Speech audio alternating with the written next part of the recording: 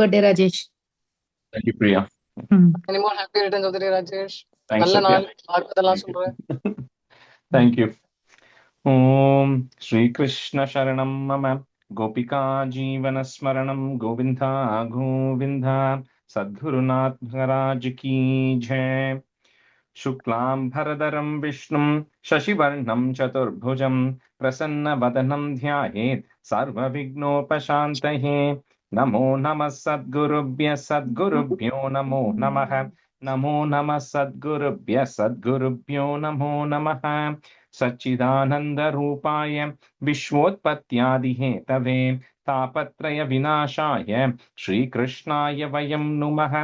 Yam pravrajantam anupetam apeta-krityam dvaipayano viraha katara ajuhava putreti tanmayataya taravobhineduhu tam sarva bhuta hridayam munimanatosmi yasvanubhavam akila shruti saramekam adhyatma deepam atititirshatam tamondham samsarinam karunayaha purana guhyam tam vyasa sunam upayami gurum muninam योगीन्द्राय नमस्तस्मै शुकाय ब्रह्मरूपिणे संसार सर्पदष्टं यो विष्णुरातम् अमूमुचते कालव्यालमुखग्रास त्रास निर्नाश Hathaway श्रीमद्भागवतं शास्त्रं कलौकीरेण भाषितम् एतस्मादपरं किञ्चित् मनःशुद्ध्यै न विद्यते जन्मान्तरे भवेत् पुण्यं तदा भागवतं लभेत् ज्ञानवैराग्यसम्पूर्णान्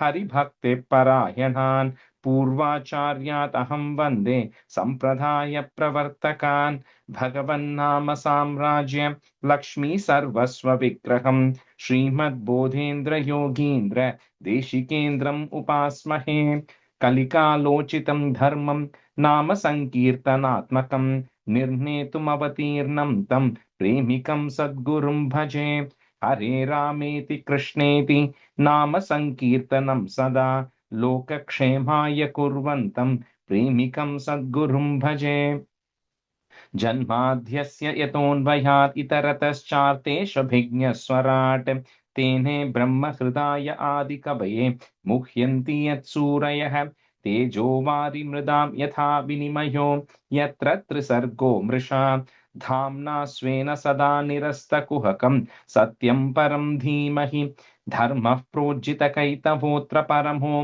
निर्मत्सराणां सतां वेद्यं वास्तवमत्र वस्तु शिवदं तापत्रयोन्मूलनं श्रीमद्भागवते महामुनिकृते किं वा परैरीश्वरः सद्यो हृद्यवरुध्यतेऽत्र कृतिभिः शुश्रूषिभिस्तत्क्षणात् निगमकल्पतरोर्गलितं फलं शुकमुखात् अमृतद्रवसंयुतं पिबत भागवतं रसमालयं मुहुरहो रसिका भुवि भावुकाः नारायणं नमस्कृत्य नरं चैव नरोत्तमं देवीं सरस्वतीं व्यासं ततो जयमुदीरयेत् श्रीमद्भागवताख्योऽयं प्रत्यक्षः कृष्ण एव हि स्वीकृतोऽसि मया नाथ मुक्त्यर्थं भवसागरे मनोरथो मदीयोऽयं सफलः सर्वदा त्वया निर्विघ्नेनैव कर्तव्यो दासोऽहं तव केशव श्रीहरये नमः श्रीहरये नमः श्रीहरये नमः गोपिका जीवनस्मरणं गोविन्दा गोविन्दा सद्गुरुनाथ महाराज की जय. Welcome everyone. Good evening. Thanks for adjusting another Monday, sorry. Okay, so we'll wrap up, I think, on 4.29. We still have about 15-20 more minutes of meaning left to wrap up that 4.29. So I'm just going to finish it off. And then next several classes are just going to be the text learning. So I'm going to share my screen. We still have a few more content left. Okay. All right. So where we kind of left off, right? Just to hope you can see the slides. Where we left off, just to recap, right? We were kind of talking through. So the 4.25, 4.26, 4.27, 4.28 was all talking about the story of Puranjana. And then 4.29 is where Narada is actually explaining the hidden meaning behind the Puranjana Upakyanam. And then we kind of left here, right? Where we said when Puranjana went hunting one of the day, the forest that he actually went to was referring to everything that we have in this material world, right? So he goes to the forest to hunt, just like how we go out into the material world to enjoy everything there, that is to satisfy the senses. So that was the reason Puranjana went actually into the forest. And then we specifically saw how he killed a lot of those animals mercilessly, which kind of we were talking about how sometimes our senses go out of control, right? Whether it be something you like to eat or something you like to shop or any other desire you pursue, where you sometimes lose control and you just going on an extravagant, of whatever you want to do. So without the mind, without the intellect thinking, the mind is driving that, right? That was that mercilessly killing all the animals, right? So he went there, he comes back. When he comes back, he then sees that, he returns back very tired. So when tired, and because sometimes, when we talked about how, all these material things, it gives you temporary satisfaction. You like to eat something, you just go, you eat too much of that particular thing. Suddenly at the end of it, feel like, why did I actually do it? I'm not feeling too good about it, right? So it is kind of drains you down, which is what was happening to Puranjana, because his mind went out of control. He comes back, he's feeling very exhausted about what actually happened. And then when he gets exhausted about it, and then he's seeing that Puranjani, which is the intellect, is actually lying down crying. That's because the intellect is telling, what did you do, right? So that is us kind of realizing, saying that, how can I actually go about doing what I did? If only I had thought, right? If only I had thought and then decided whether to do something or not. So that was the time the queen was crying, which is the intellect is just upset at whatever we ended up doing. And then Puranjana is going and consoling the queen, which is kind of us telling our buddhi, saying that, okay, next time I'll be careful. So next time I'm in a similar situation like that, I will make sure I don't give in to my senses. I will make sure that my intellect or buddhi is coming in and telling me whether to pursue this or not, right? Now, like the subtle difference we spoke about is that buddhi controls your mind, and that mind is what is getting driven. All your senses are getting driven by your mind, but the buddhi can control the mind. But even that buddhi can be influenced. Like we spoke about the example of the glasses that you are wearing, right? If the buddhi is still covered by all these material things, your mind makes a mistake. Buddhi says, why did you go extravagant? But the buddhi will, next time an opportunity comes, the buddhi will say, okay, now I do agree. You should go do this again. Your buddhi itself will tell you to do that, right? That's why Puranjani is saying, how can you go hunting without me? Next time you should have taken me. So Puranjana says, next time I'll take you also and go hunting. So it's like your intellect is again telling you to go do it, because that buddhi itself is muddled, right? The buddhi itself is attached to material things, right? So I think it's important to kind of categorize a few things here, right? Like we spoke about Puranjana, right? In himself, right? Which is the soul. That soul is never impacted by anything material in nature, right? Like it does. The soul itself does not have any desires, right? But the soul is never alone, right? So when we talked about Puranjana alone, right, he himself is not alone. He's always under the soul in reality is always having some things attached. It always has mind attached. It always has buddhi attached. It always has all these things attached. It may not listen to it, right? But it is still influenced by all of these things. So because of which it has all these desires. Anyway, so because he's still consisting of Puranjani, because he's still carrying all these things, he is going through all this experiences, right, where he still wants to do it. And then so that is kind of how we where he left all the hunting experiences that we actually saw. Now, after this hunting experience, right, then comes all these other people who come to attack, right? So the Chanda Vega, who we said was a Gandharva, right? We said a Gandharva called Chanda Vega. He's time, just time. This Chandavega, we said, has Gandharvas and Gandharvis. So I said approximately 720, 360 Gandharvas, 360 Gandharvis. The 360 Gandharvas referred to the daytime, 360 Gandharvis referred to the nighttime, right? So this Chandavega is coming and attacking Puranjana, means time is coming and attacking us, right? So for us, every day that is passing by, it is one less day in our life, right? So the Chandavega is constantly attacking the soul, constantly attacking the body, the Navadwara Puri. So it's constantly attacking. So what is happening every time Chandavega is attacking? That five-hooded snake, which is the prana, is trying to defend it, saying that I still have a lot of prana left. right? I still have a lot of prana left. And then we said that the five-hooded snake is gradually deteriorating over time, which means the prana strength of the prana vayu is going down every day. It only goes down, right? Now, this assumes that you're going to live for 100 years, right? Because in this case, Puranjana is this body is going to Navadwara Puri lasted for 100 years, right? So, for a standard person who lives for 100 years, the prana vayu is always fighting. Then we spoke about this Kala Kanya. So we said this Kala Kanya descended from Brahmaloka. And this Kala Kanya comes, and then anyone she touches, they start going down. And people called her Durbhaga, right? Very unfortunate one. The Kala Kanya is old age.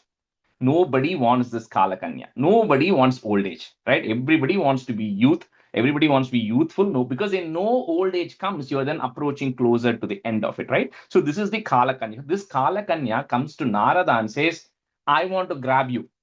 Narada says, no, I've been given blessings by Bhagavan. I'm always going to be like this, right? So he doesn't marry Kala Kanya. That's why Kala Kanya or old age has no influence over Narada. So he then directs her towards Baya, because this Baya and Prajwara, we saw two brothers, right? So this Baya, who is the Yavana king, Baya represents death. So he's a final death which is actually coming. Now, this death cannot happen by itself. Death can happen through a combination of things. One is you become old, right? You hit 100 years, Kalakanya is coming and you're dying.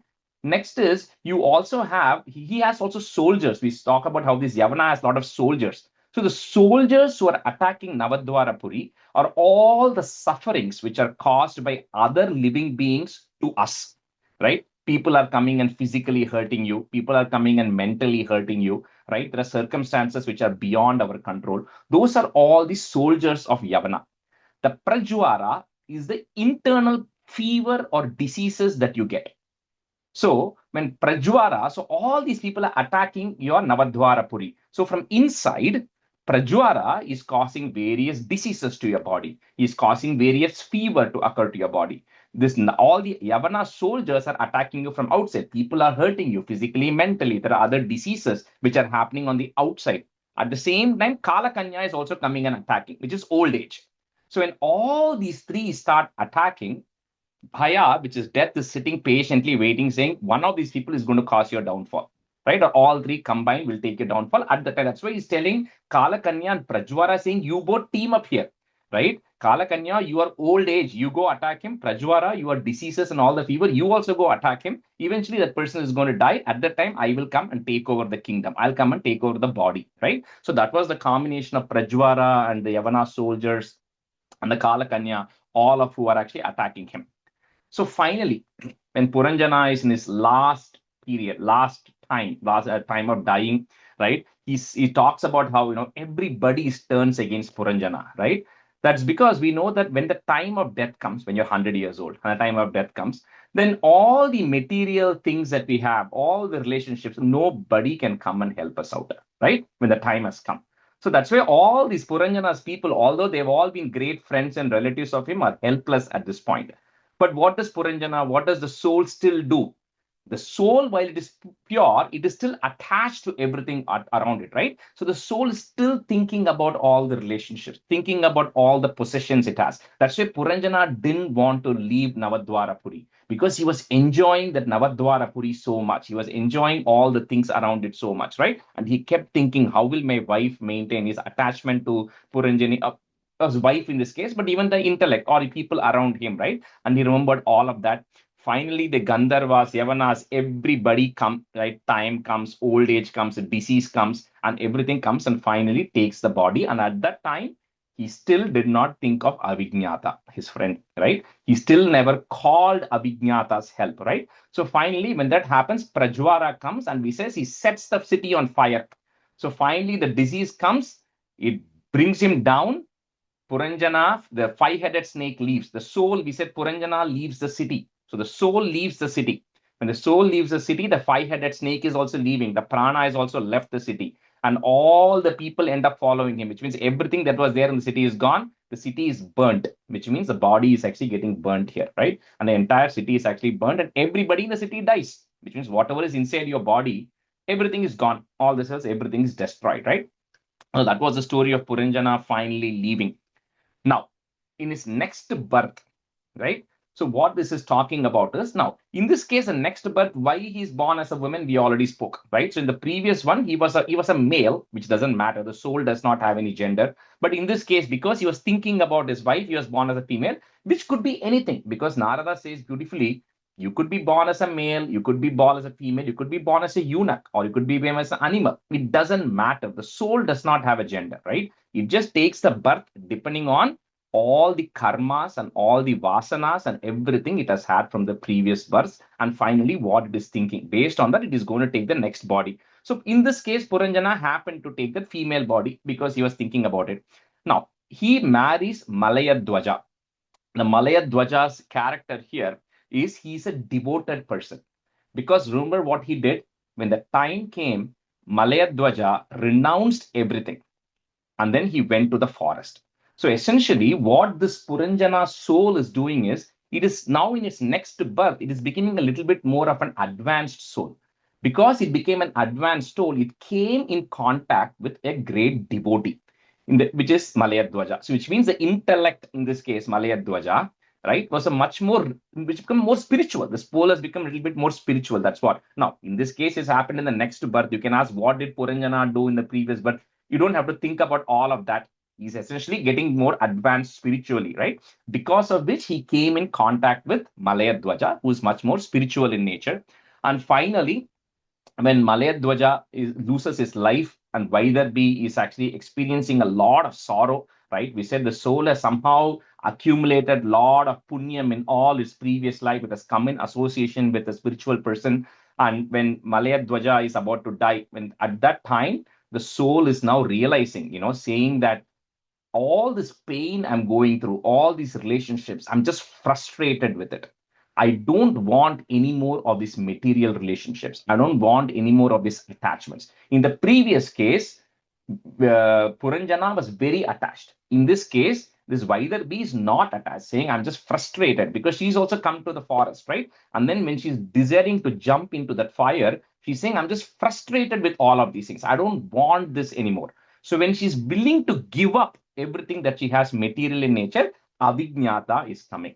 That means at that time, Bhagavan's blessings naturally come in because you no longer want to be associated with everything that is actually material in nature. So at that time, the door opens up, right? The path opens up, which is why in this case, the Abhignata comes and then he actually tells all the story, right? Saying that we were two swans in the same lake, saying that, oh soul, you and me, the Paramatma, we were the same place. We were together all the time.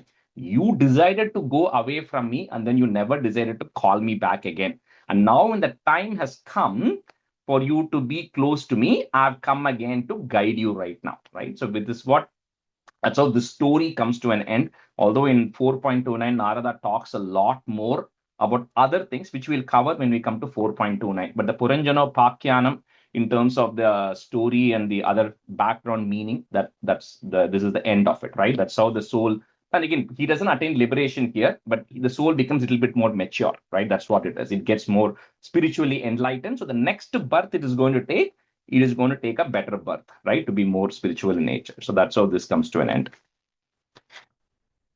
Okay. All right. So we'll start today with, I think we have to start from the 17th stanza of 4.25. So I think 4.25 to 4.29, Nera, we'll just get through all the stanzas because all the meaning we've covered right now. Okay.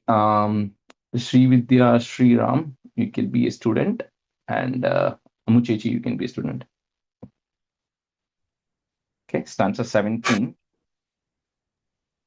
Puryastu Bahyopavane, comma, Divya Druma Latakule, Nadat Bihangali Kula, then put a plus, Kolahala Jalashaye. So the second line is continuous.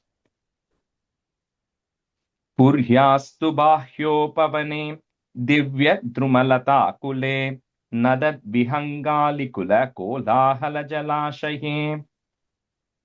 Puryastu bahyo pavane divya druma latakule nadat vihangali kulakola hala jalashaye. Yeah, and the kula is the halfway point. Yeah.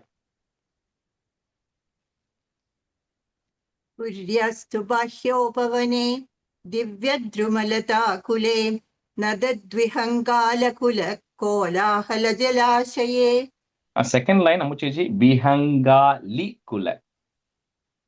नदद्विहङ्गाल Vihangali. Bengali. Okay. Thank you. Hima Nirjara Viprushmat, put a plus. Kusumakara Vayuna, that line is together. Chala Pravala Vitapa, put a plus. Nalini Tata Sampadi. Himanirjara Viprushmat Kusumakara Vayuna. Chala Pravala Vitapa Nalini Tata Sampadi. हिम निर्जर विभृष्मत् कुसुमाकर वायुना चलत् प्रवाल विटभ नलिनी तड संपदि हिमनिर्जर विप्रुष्मत् कुसुमाकरवायुना चलत्प्रवालविडप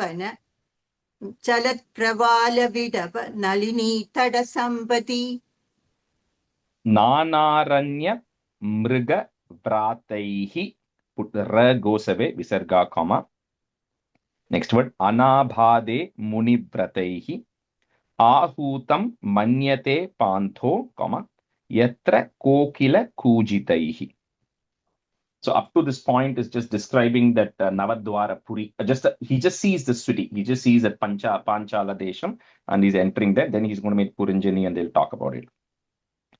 Yadrichaya gatam tatra dadarsha pramado. 19 சொல்லணும். Oh, sorry. Nanaranya mrigavrataihi anabadhe munivrataihi ahutam manyate pantho yatra kokila kujitaihi. नानारण्यमृगव्रातैः अनापाते मुनिव्रतैः आहूतं मन्यते बान्धो यत्र कोकिल कूजितैः नानारण्यमृगव्रातैः अनाबाधे मुनिव्रतैः आहूतं मन्यते पान्तो यत्र कोकिलकूजितैः Yadrichaya gatam tatra, comma, dadarsha pramadottamam bhrityair dashabhirayantim, just breaking at that ra, dashabhirayantim, breaking at that ma, comma, ekaika shata nayakaihi.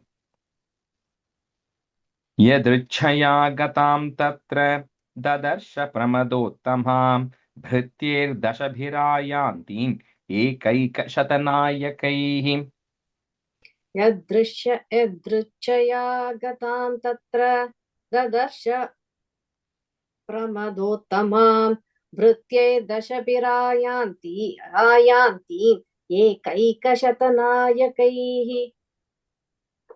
यदृच्छया गदां तत्र ददर्श प्रमदोत्तमां भृत्यैर्दशभिरायान्तीम् एकैकशतनायकैः Pancha शीर्षाहिना गुप्तां, comma, प्रतिहारेण सर्वतः अन्वेषमानां ऋषभं, breaking at that ma, comma, apraudham kama rupini.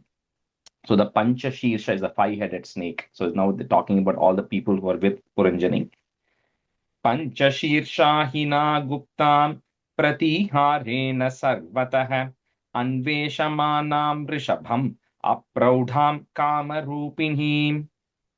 पञ्चशीर्षाहिना गुप्तां प्रतिहारेण सर्वतः अन्वेषमाणां वृषभम् अप्रौढां कामरूपिणीम् पञ्चशीर्षाहिना गुप्तां प्रतिहारेण सर्वतः अन्वेषमाणां वृषभम् अप्रौढां कामरूपिणीम् Sunasam Sudatim Balam, comma, Sukapolam Varananam Sama Vinyasta Karnabhyam, comma, Bhibratim Kundala Shriyam.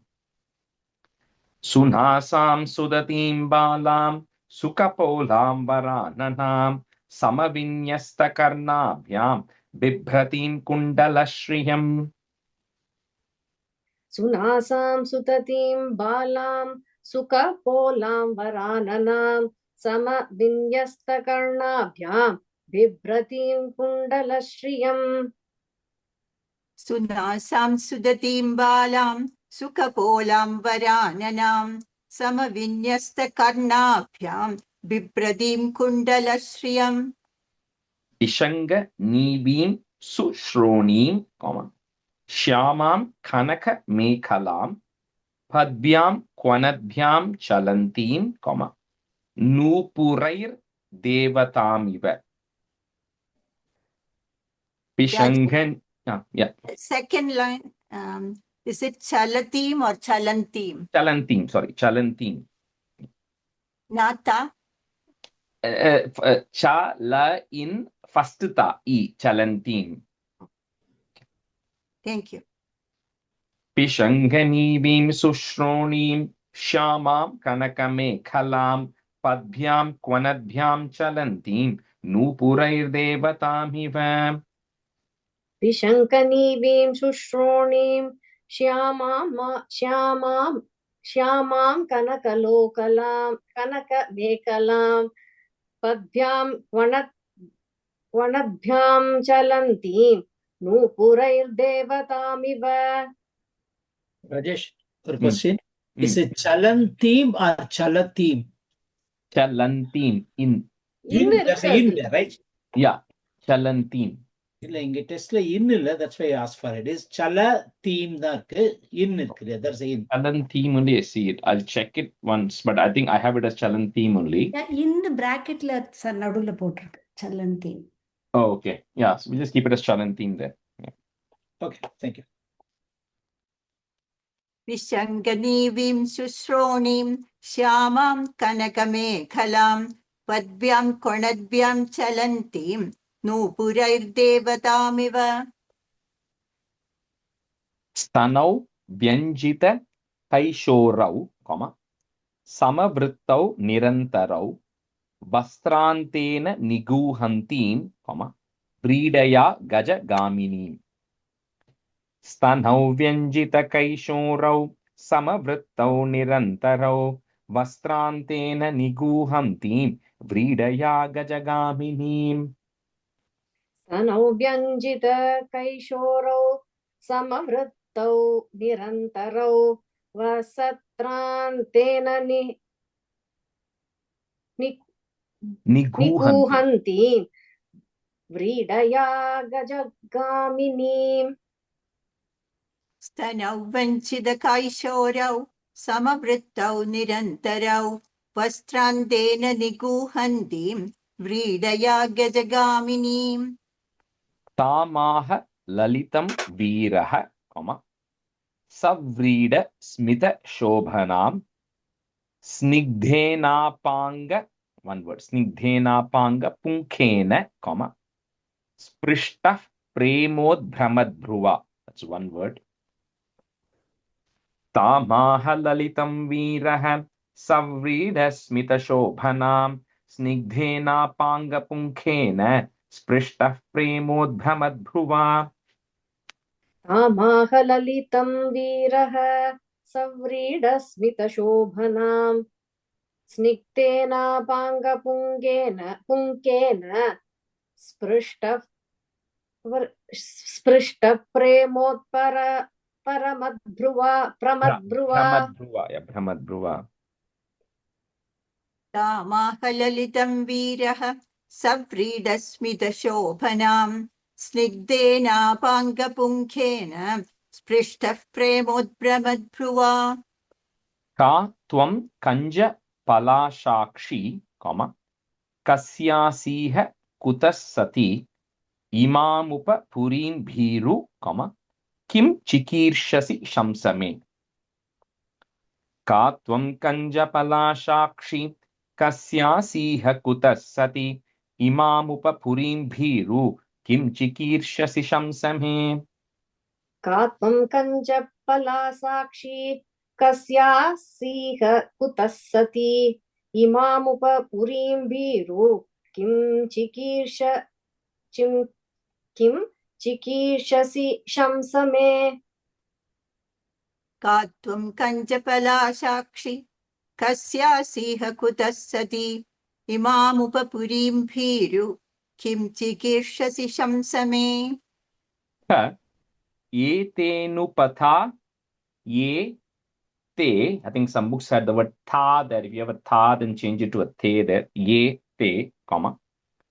Ekadasha mahabhataha etava lalana subru, comma. Koyam tehi purassaraha. Ka etenu patayete ekadasha mahabhataha etava lalana subru koyam tehi purassaraha. क एतेनोपतायेते एकादश महाभटाः एतावललना शुभ्रू कोऽयं देहि पुरःसरः क एतेनुपधायेते एकादश महाभटाः एतावा ललनाः शुभ्रो कोऽयं तेहि पुरःसरः Rajesh, after tehi, is there a visarga in the second line? Tehif, the if sound vandrum. Tehif Okay. purassaraha. Thank you. Tvam hrir bhavan yasyatha vagrama patim, comma, vichinvati kim muni vadraho vane twadangri kamapta samasta kamam, comma, kwa padma koshaf patitah karagrat. He's asking if you were a Mahalakshmi, who I thought, I don't see a lotus in your hand, when he's talking to the Puranjani at the time. Tvam ghrir bhavan yasyatha vagramapatim vichinvati kim munivadraho vane twadangri kamapta samasta kamam kwa padma koshaf patitah karagrat. त्वं ह्रीर्भवान् यस्यत वाग्रमापतिं विचिन्वति किं मुनिवत्र होवने त्वतङ्घ्रिकामाप्त समस्तकामं क्व पद्मकोशः पतितः कराग्रात् त्वं ह्रीर्भवान्यस्य धवाग्रमापतिं विजिन्वति किं मुनिवद्रहो वने त्वदङ्घ्रिकामप्तसमस्तकामं क्व पद्मकोशः पतितः कराग्रात् Nasam varorvanya tama bhuvisprik ik, comma, purimimam veera varena sakam arhasya lankartum, one word up to that ma, breaking at that ma, arhasya lankartum adabra karmana, comma, lokam param shriva yajna pumsa. Nasamvarorvanyatama bhuvisprik purimimam veeravarena sakam arhasya lankartum adabra karmana lokam param shriva yajna pumsa. नासाम्बरेर्वन्यतमा भुविस्पृक् पुरीमिमां वीरवरेण साकम् अर्हस्य लङ्कर्तुम् अदप्रकर्मणा लोकं परं श्रीरिव यज्ञपुंसा संवरोर्वन्यतमा भुविस्पृक् पुरीमिमां वीरवरेण साकम् अर्कस्य लङ्कर्तुमदभ्रकर्मणा लोकं परं श्रीरिव यज्ञपुंसा Yadesha mapanga bikhanditendriyam, comma, savrida bhavasmita vibhramat bhruva tvayopasrishto bhagavan manobhavaha, comma. Next is one long word. Prabhadate tanugrihana, not break that word, shobhane. Yadeshamapanga bikhanditendriyam savrida bhavasmita vibhramat bhruva tvayopasrishto bhagavan manobhavaha prabhadate tanugrihana shobhane. यतेशमापाङ्गविखण्डितेन्द्रियं सव्रीडभावस्मितविभ्रमद्भ्रुभा तव्योपसृष्टो भगवान् मनोभवः प्रभातते तानुगृहाण शोभने. And the second line, first word on the twa sound. Tvayopasrishto. Tvayopa. यदेशमापाङ्गविघण्टितेन्द्रियं सव्रीडभावस्मृतविभ्रमद्भ्रुवा त्वयोपसृष्टो भगवन्मनोभवः प्रभातते धानुगृहाण शोभने. Tvadananam subru sutara lochanam, vyalambi neelalaka brinda samvritam unniyame darshaya valgu vachakam, yat vridaya nabhimukam shuchismite. Tvadananam subru sutara lochanam vyalambi neelalaka brinda samvritam unniyame darshaya valgu vachakam yad vridaya nabhimukam shuchismite. त्वदाननं शुभ्रुसुतारलोचनं व्यलम्बिनीलालकवृन्दसंवृतम् उन्नीय मे दर्शय वल्गुवाचकं यद्व्रीडयानाभिमुखं शुचिस्मिते. First line after the comma, vyalambi, a sound. Okay. Vyalambi neelala. Okay.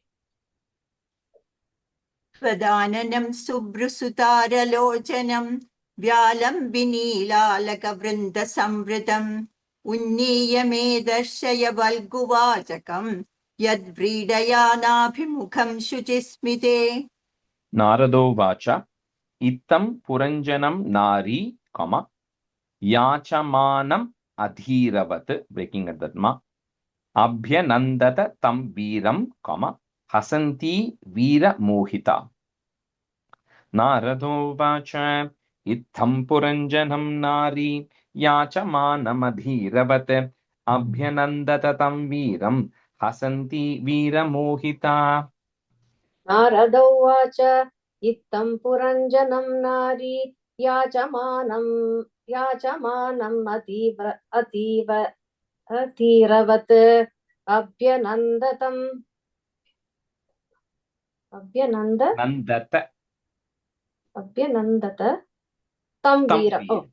अभ्यनन्दत तं वीरं हसन्ति वीरमोहिता. नारद उवाच इत्थं पुरञ्जनं नारी याचमानमधीरवत् अभ्यनन्दत तं वीरं हसन्ति वीरमोहिता. Na vidama vayam samyak. So this is double kha there. So first ik samyak, kartaram purusharshabha atmanascha parasyapi, gotram namacha yatkritam. Na vidama vayam samyak kartaram purusharshabha atmanascha parasyapi gotram namacha yatkritam. न विधाम वयं सम्यक् कर्तारं पुरुषर्षभ आत्मनश्च परस्यापि गोत्रं नाम च यत्कृतम्. न विदाम वयं सम्यक् कर्तारं पुरुषर्षभ आत्मनश्च परस्यापि गोत्रं नाम च यत्कृतम्. This is Puranjani responding back to him when he asked all these questions. Ihadhya santamatmanam, vidama na tatah param yeneyam nirmita veera, puri sharanamatmanah. Ihadhya santamatmanam vidama na tatah param yeneyam nirmita veera, puri sharanamatmanah. इहात्य सन्दमात्मानं विधामन ततः परं येनेयं निर्मिता वीर पुरी शरणमात्मनः. इहाद्य सन्दमात्मानं विदामन ततः परं येनेयं निर्मिता वीर पुरी शरणमात्मनः. Okay, we'll just switch next 20 minutes. Meera, you can be a student, and Venkatji, you can be a student. Ete sakhayas sakhyo me, comma, nara naryascha manada suptayam mai jagarti, comma, nagoyam palayan purim. Ete sakhayas sakhyo me nara naryascha manada suptayam mai jagarti nagoyam palayan purim. एते सखायः सख्यो मे नरा नार्यश्च मानद सुप्तायां मयि जागर्ति नागोऽयं पालयन् पुरीम्.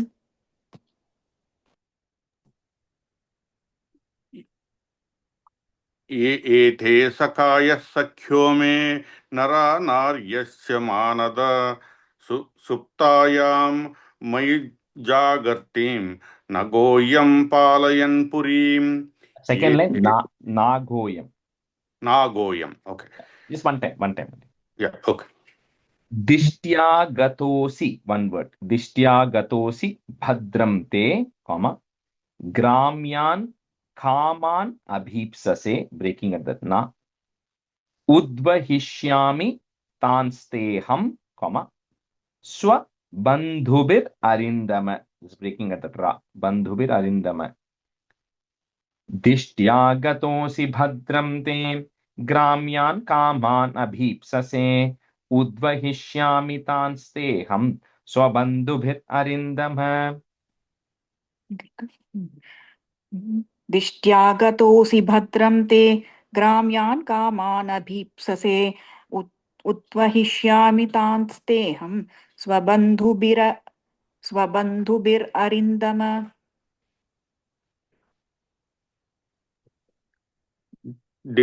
दिष्ट्या गतोऽसि भद्रं ते ग्राम्यान् कामानभीप्ससे उद्वहिष्यामि तांस्तेऽहं स्वबन्धुभिररिन्दम. Imam tvam, breaking at that ma, adhitishthasva, comma, purim navamukhim vibho mayopanitan grinnanah, comma, kama bhogan shatam samaha. Imam tvam adhitishthasva purim navamukhim vibho mayopanitan grinnanah kama bhogan shatam samaha. इमां त्वम् अधिष्ठस्व पुरीं पुरीं कप्रमलेख अधितिष्ठस्व. इमां त्वम् अधितिष्ठस्व पुरीं नवमुखीं विभो मयोपनीतान् गृह्णानः कामभोगान् शतं समाः. इमां त्वमधिष्ठस्व पुरीं नवमुखीं विभो मयोपनीतान् गृह्णानः कामभोगान् शतं समाः. No, it's like you will not have caught it at that time, when she says that I will give you everything you want, right? Everything you are looking for, I can give you. That's what she's telling here. Puranjani is telling, right? So like we said is the body you're going to take, which comes with the intellect. No, you carry that, but the body you take has to be fit for what you want to enjoy, right? That's the body you get. So that's what she's saying is whatever you're looking for, I'm able to provide, right? So that intellectually, I'm going to help you. You come into this body, it has everything that you're looking for here, right? Kamnu twadanyam ramaye, comma, hyarati nyam akovidam, asamparayabhimukham. So it goes continuous up to that ma, break at that ma, mukham, comma, ashvastana vidam pashum.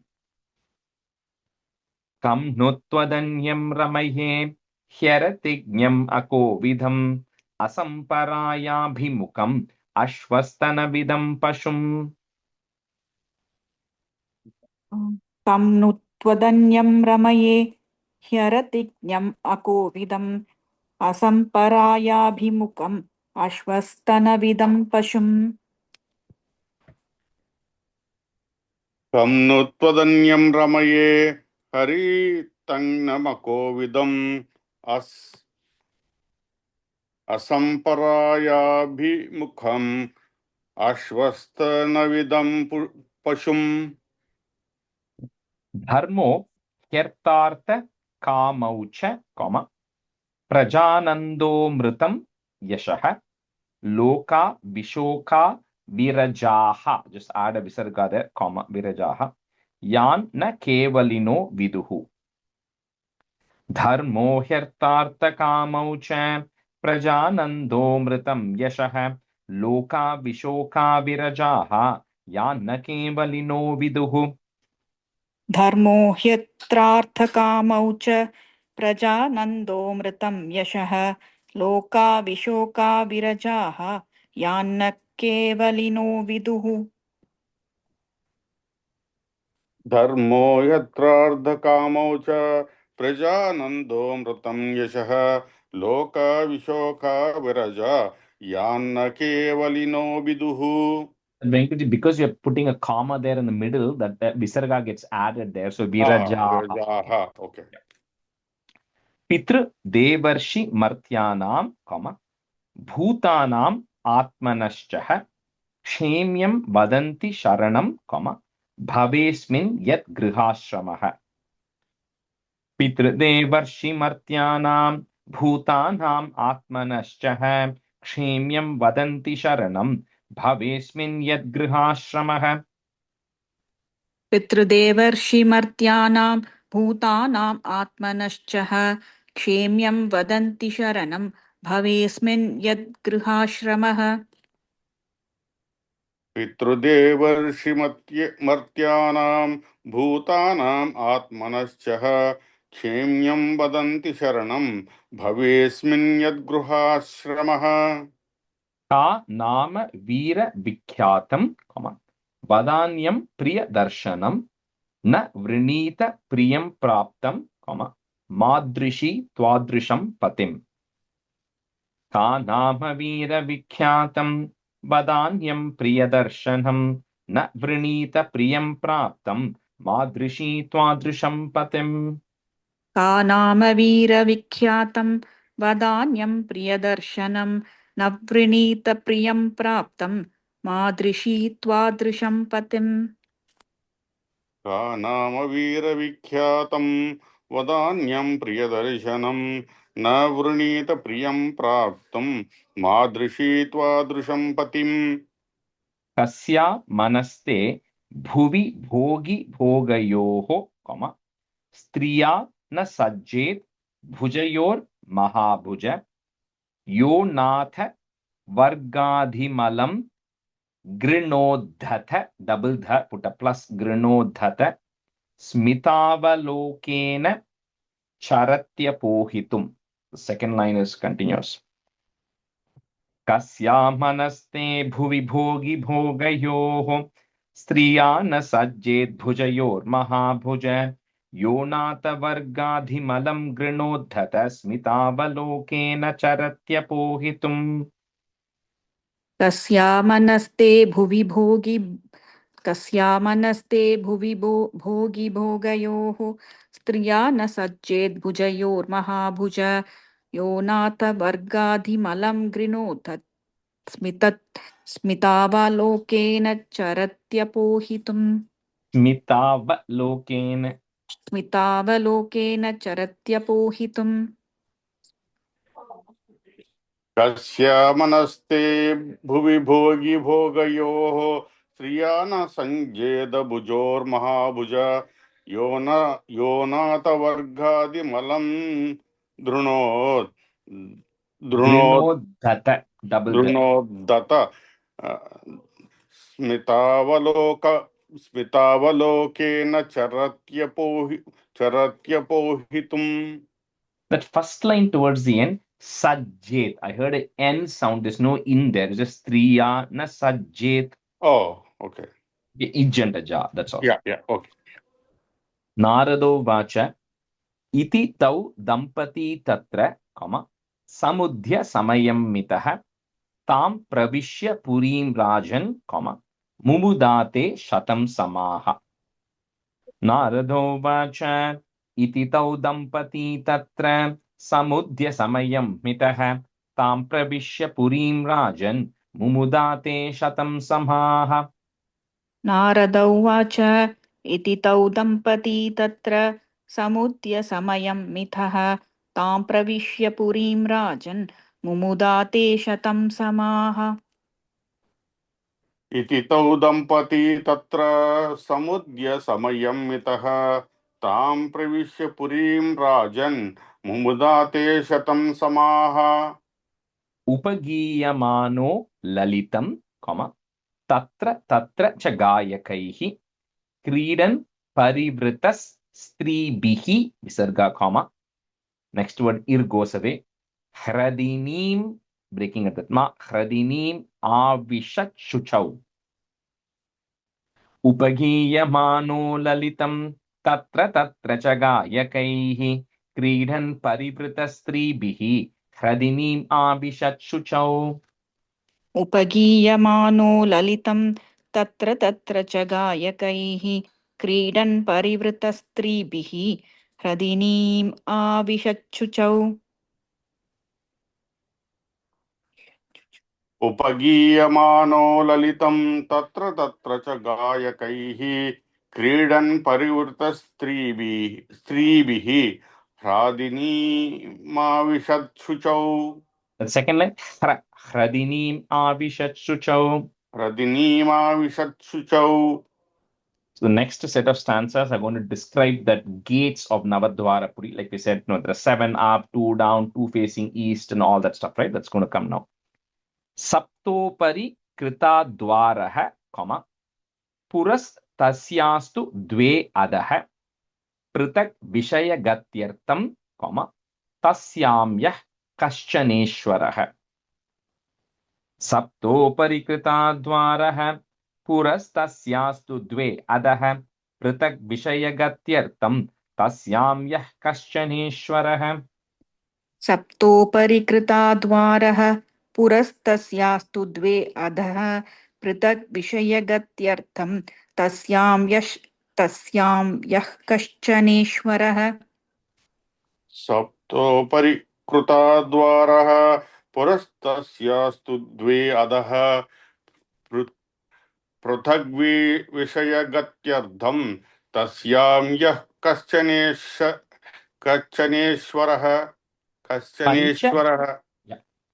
पञ्चद्वारस्तु पौरस्त्याः. So add a visargan comma पौरस्त्याः. दक्षिणैका तथोत्तरा पश्चिमे द्वे अमूषां ते नामानि नृपवर्णये. पञ्चद्वारस्तु पौरस्त्याः दक्षिणैका ततोत्तरा पश्चिमे द्वे अमूषां ते नामानि नृपवर्णये. पञ्चद्वारस्तु पौरस्त्याः दक्षिणैका तथोत्तरा पश्चिमे द्वे अमूषां ते नामानि नृपवर्णये. पञ्चद्वारस्तु पौरस्त्य दक्षिणैका ततोत्तरा पश्चिमे द्वे अमूषां ते नामानि नृपवर्णये. First line, that paurastyaha. Viewers, you're pausing. You had a visarga. Paurastyaha. Khadyotavir mukhi. One word. Khadyotavir mukhi cha prak. Sanskrit, you'll have a ga, but that becomes a ik when we break it. So cha prak, Dwara vekatra nirmite bibhrajitam janapadam, Yati thabhyam dhyumat sakaha. Now it's going to say for each of those things what he did and with who he went, the names of all of those. Khadyota virmukhi chaprak dwara vekatra nirmite vibhrajitam janapadam yati tabhyam dhyumat sakaha. Khadyota virmukhi chaprak dwara vekatra nirmite vibhrajitam janapadam yati tabhyam dhyumat sakaha.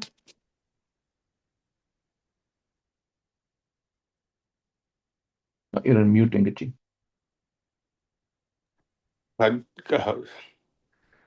खद्योता विर्मुखी च प्रागद्वारा वेकत्र निर्मिते विभ्राजितं जनपदं याति ताभ्यां दुमत्सकः. That first line, the prak, ig, you can just break it as ik. It takes a ka sound when you put a pause there. Okay. Chaprak. Nalini. Rajesh ji, Na- one thing. Sorry. Yeah. First line, second part. Is it Dwara Vega or Dwaro? Dwara Vekatra. Vikatra. I have Ra only, I don't have O. Okay. Dwara Vekatra. Thank you, Rajesh. Nalini, Nalini, Cha, Prak. Same thing, that ig becomes a ik, comma, prak. Dwara Vekatra Nirmite. Avadhuta Sakasthabhyam, comma, Vishayam Yati Saurabham. Nalini, Nalini, Cha, Prak. Dwara Vekatra Nirmite. Avadhuta Sakasthabhyam. Vishayam Yati Saurabham. नलिनी नालिनी च प्राक् द्वारा वेकत्र निर्मिते अवधूतसखस्ताभ्यां विषयं याति सौरभम् नलिनी नालिनी च प्राग्द्वारा वेकत्र निर्मिते अवधूतसखास्ताभ्यां विषयं याति सौरभम्. Second line, Sakhasthabhyam. सखस्ताभ्यां. Mukhya Nama Purastad Dwaha. That is goes away. Visarga, comma, Dwaha. Tayapana Bahudanau. Vishayau Yati Purarad. So for those who are following Sanskrit, you will have a dra there. Dha with the ir underneath it. So we're just going to break it. Vishayau Yati Purarad, comma. Rasagnya Vipananvitaha. Mukhya Nama Purastadvaha. Tayapana Bahudanau. Vishayau Yati Purarad. Rasagnya Vipananvitaha. मुख्या नाम पुरस्ताद्वाः तया पनबहूदनौ विषयौ याति पुरराड् रसज्ञविपणान्वितः मुख्य नाम पुरस्ताद् Dwaha. मुख्य नाम पुरस्ताः द्वास्ताभ्यां. I think you break it after the dwaha. That is, Okay. that is there, right? So purastad dwaha. Okay. मुख्य नाम पुरस्ताद्वाः ताभ्यां पणव बहुदनौ विषयौ याति पुरराड्